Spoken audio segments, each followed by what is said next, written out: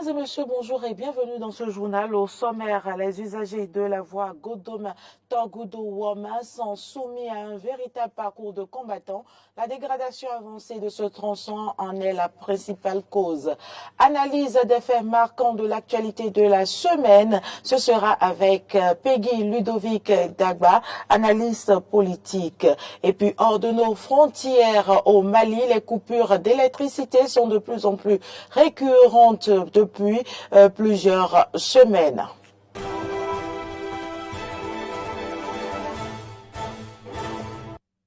Merci pour l'attention. Depuis quelques années, les usagers du tronçon Godometo-Gudo-Woma, notamment les motocyclistes, vivent le martyre dans leurs déplacements. Principale raison, la dégradation de la voie. Une situation qui pousse certains à s'interroger sur le rôle des autorités en charge des infrastructures. Arthur Wendo. Nous sommes ici, à Godometo-Gudo. Précisément sur la voie menant vers Womé. Ici, la voie est dégradée, très impraticable. La population est fatiguée de vivre chaque jour le martyre. Cette voie est vraiment dégradée. Cette voie est vraiment dégradée. C'est comme ça depuis quelques années. Nous avons du mal à circuler. Même la nuit, là, il y a problème. Et très souvent, en temps de pluie, là, la voie est vraiment inondée et on n'arrive pas à se retrouver par rapport à là où il y a les vrais creux. Là. Donc, ça fait que c'est risquer sa vie si nous voulons vraiment circuler nous voulons vraiment pratiquer cette voie-là. Ça fait troisième fois qu'on fait ces pavés-là. On a fait ça au bord de la goudron jusqu'à au moins 200 mètres comme ça. Il y a beaucoup de personnes qui sont cassées les pieds, qui sont cassées les bois sur la voie-là. Toutefois, espère-t-elle que les autorités viendront faire le constat et penser à la réhabilitation de la route? Nous appelons vraiment le maire à notre secours qu'ils viennent nous réparer cela. Donc, vraiment, ça nous fait du mal. Qu'ils se souviennent de nous. Il faut qu'ils se souviennent de nous. Donc, pour qu'ils puissent revenir nous voir la voie pour faciliter l'accès à nous, les riverains. Venez nous aider à réparer la voie. Et regardez, les maisons à côté là, c'est à cause de ces voies-là, il n'y a pas là où les l'eau peuvent sortir. Les populations de Godometo-Gudo espèrent quand même que cette voie fasse l'objet d'une attention particulière afin de soulager les souffrances. Le Parlement béninois pourrait connaître quelques remous dans les mois à venir et pour cause, un consortium d'ONG américaines et néerlandaises s'active pour récuser la présence de l'ex-ministre de l'eau et des mines du président Boni Yayi et actuel vice-président de l'Assemblée nationale au sein du conseil d'administration de Millennium Challenge et Compte MCA pour le compte du Parlement. La pression est forte.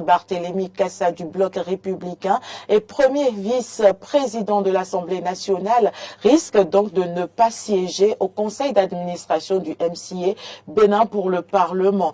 Dans le cadre des négociations avec les Américains en ce qui concerne le programme MCA, l'Assemblée nationale du Bénin se faisait représenter par le premier vice-président comme titulaire et le deuxième vice-président comme suppléant. Selon les mêmes sources, c'est une autre personnalité qui a été à la dernière session du MCA à la place de l'honorable Cassa, malgré la résistance du Bénin.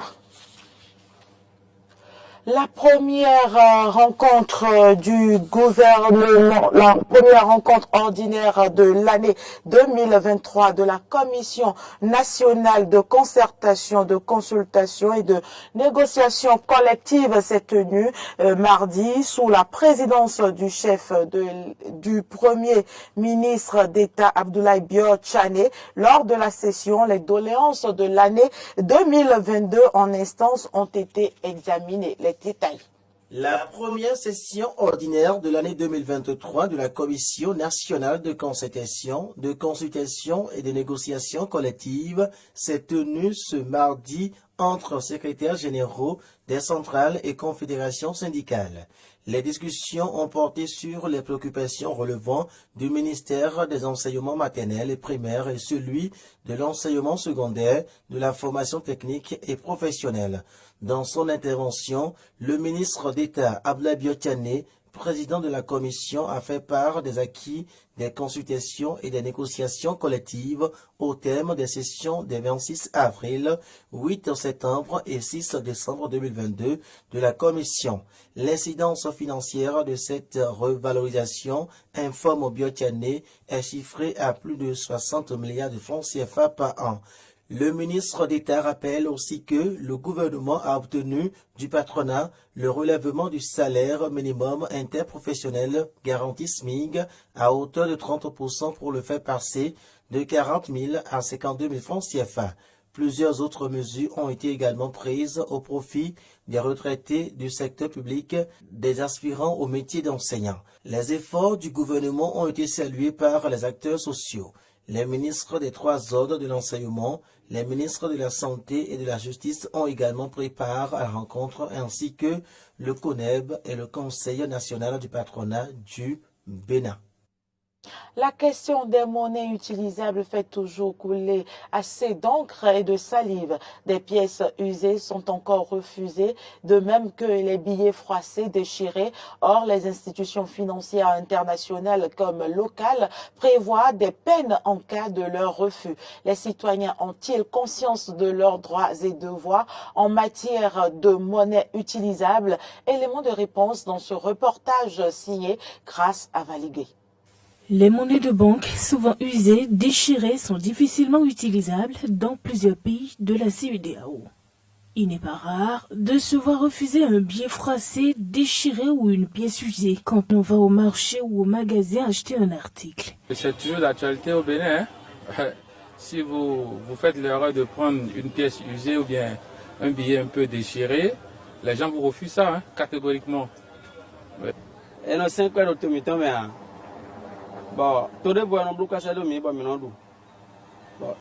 Nous ne fabriquons pas de l'argent dans notre pays.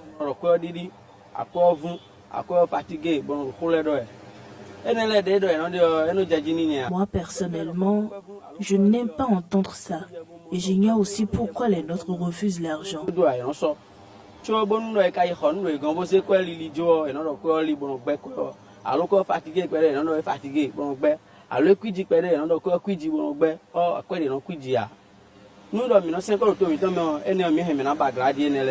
C'est le Béninois qui refuse. Même si l'argent est déchiré un peu, il dit non, je ne prends pas de.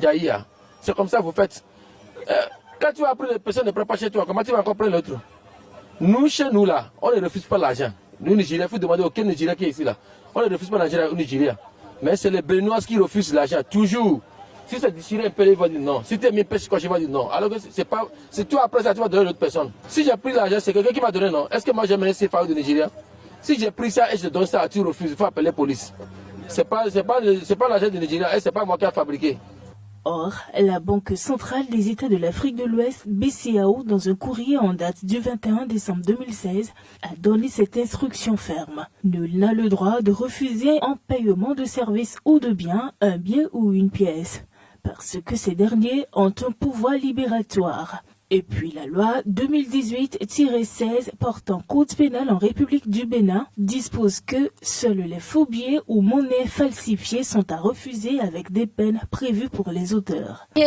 Si je prends l'argent et que c'est usé, je leur demande clairement s'ils n'ont pas une autre pièce ou un autre billet. Ils n'ont même pas peur de l'autorité puisque le gouvernement avait déjà dit de ne pas refuser ces genres de pièces puisque nous n'en fabriquons pas nous-mêmes. Et pourtant, bon, peut-être que c'est l'information qui n'est pas bien passée, sinon les gens en refusent.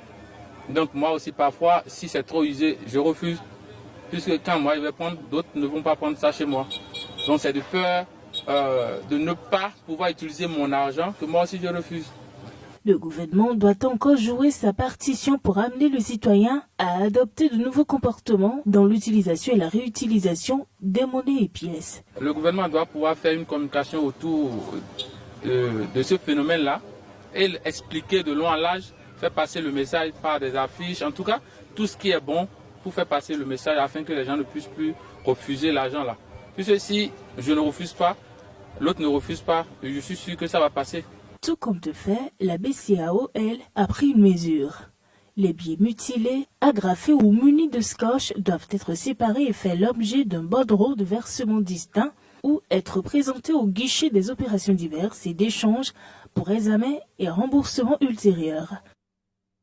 Instant entretien à présent, c'est avec Peggy Ludovic Dagba. Il est le rédacteur en chef des deux médias, Eden TV, Diaspora FM, analyste politique. Peggy Ludovic Dagba, bonjour. Bonjour à vous, Carole Olaye. Bonjour, chers amis téléspectateurs. Alors, la principale actualité de cette semaine, c'est bel et bien le financement des partis politiques au Bénin. Quelle est votre lecture, Peggy Ludovic Dagba? Vous avez assisté, comme tout le monde, sur nos médias, la radio et la télévision, le reportage. C'était Clémence Tonocoin qui était la remise de chèques aux partis politiques.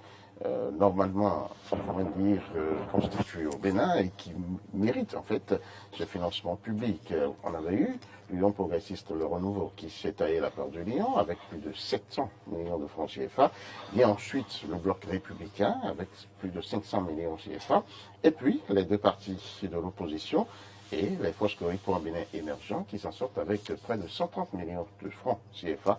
Et enfin, les démocrates avec 115 millions de francs CFA. Donc, la loi a été respectée puisque c'est la loi qui, j'allais dire, impose cette obligation à l'État béninois de pouvoir financer les partis politiques. Mais alors, à la lecture, vous avez suivi un peu les montants de chaque parti. Le constat qui se dégage, c'est que les deux grands partis du Bénin, on va parler de l'Union progressiste Le Renouveau et le bloc républicain s'en sortent avec la part du lion.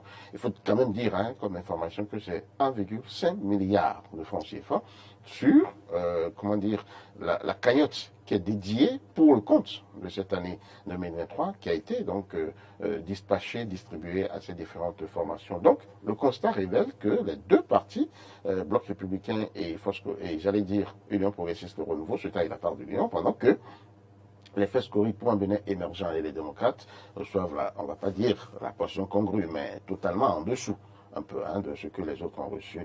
Alors, se pose la question de savoir mais quelle est la clé de répartition qui nous a permis quand même d'en arriver là.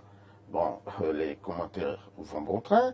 Il y en a qui pensent que c'est beaucoup plus par rapport au poids électoral de chaque parti que cela a été fait. Selon certaines informations, 60% auraient été consacrés aux partis qui ont des élus communaux.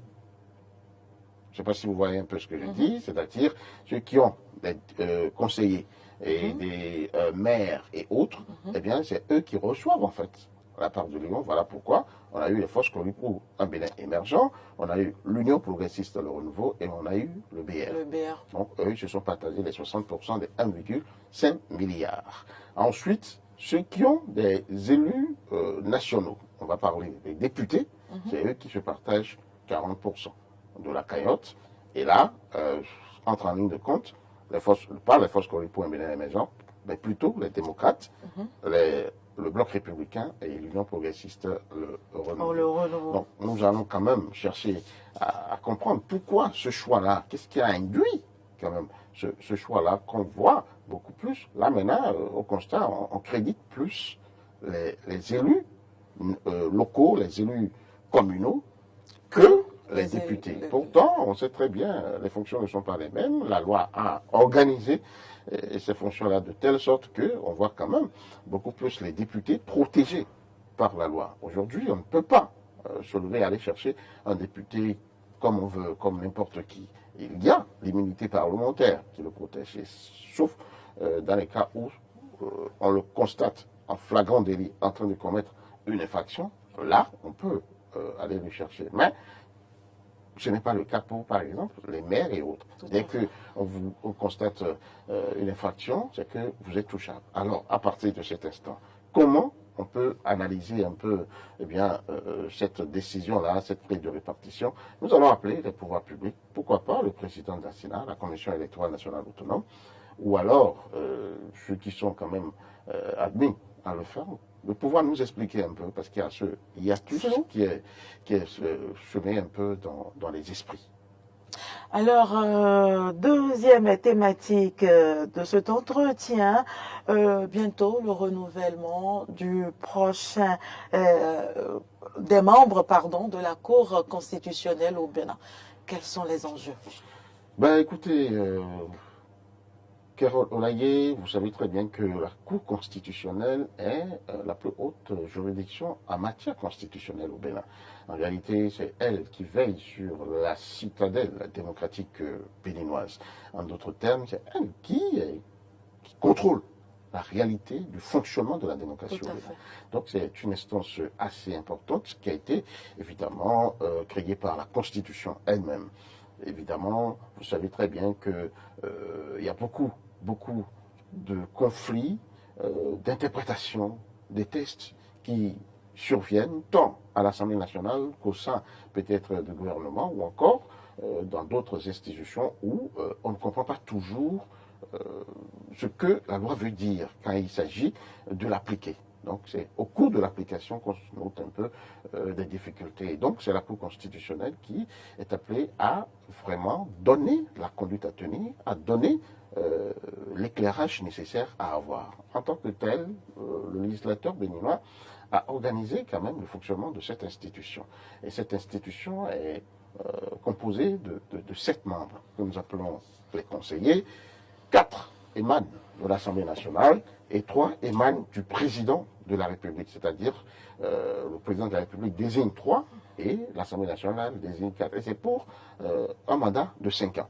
Donc ce sont les 5 ans qui arrivent à échéance en juin prochain. La date, je n'ai pas de manière précise, mais déjà en juin prochain, la nouvelle mandature de la Cour constitutionnelle devra prendre fonction. Et pour cela, il faudra désigner de nouveaux membres pour remplacer ceux-ci.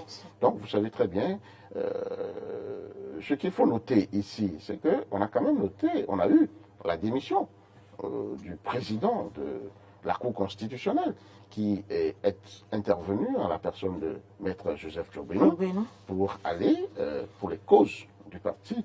En tout cas, nous a-t-on dit, en son temps, le parti l'Union progressiste, le renouveau, on l'a vu, sur le terrain, vraiment mouiller le maillot, réorganiser, et bien sûr, le parti, surtout pour la campagne électorale 2021 pour les présidentielles et puis les élections qui ont suivi. Donc ici, on n'a pas procédé à son remplacement. Je crois que c'est l'occasion maintenant pour le chef de l'État et l'Assemblée nationale le pouvoir de désigner les différents membres. L'autre chose qu'il faudra citer comme enjeu, c'est évidemment 2026, qui est en point de mire. Et sachez que c'est cette cour-là qui va gérer les élections présidentielles, les élections législatives et les élections communales et municipales pour 2026, qui sera une grande année électorale. À partir de cet instant, ceux qui seront désignés devront pouvoir peser dans la balance pour organiser et gérer ces élections. Donc c'est le grand enjeu. On va souhaiter vraiment que ce soit comme d'habitude, comme d'ordinaire, des gens qui vraiment sont pourvus, et la loi a organisé la qualité de ceux qui doivent être désignés. On peut citer par exemple des juristes de haut niveau, des juristes de haut niveau, et puis aussi des personnalités quand même d'un certain rang, dignes de pouvoir véritablement faire honneur à l'État et honneur à la fonction. À la nation béninoise également. Merci à vous, Peggy Ludovic Dagba, pour toutes ces précisions, j'allais dire. Ce journal se poursuit. Actualité en dehors du Bénin.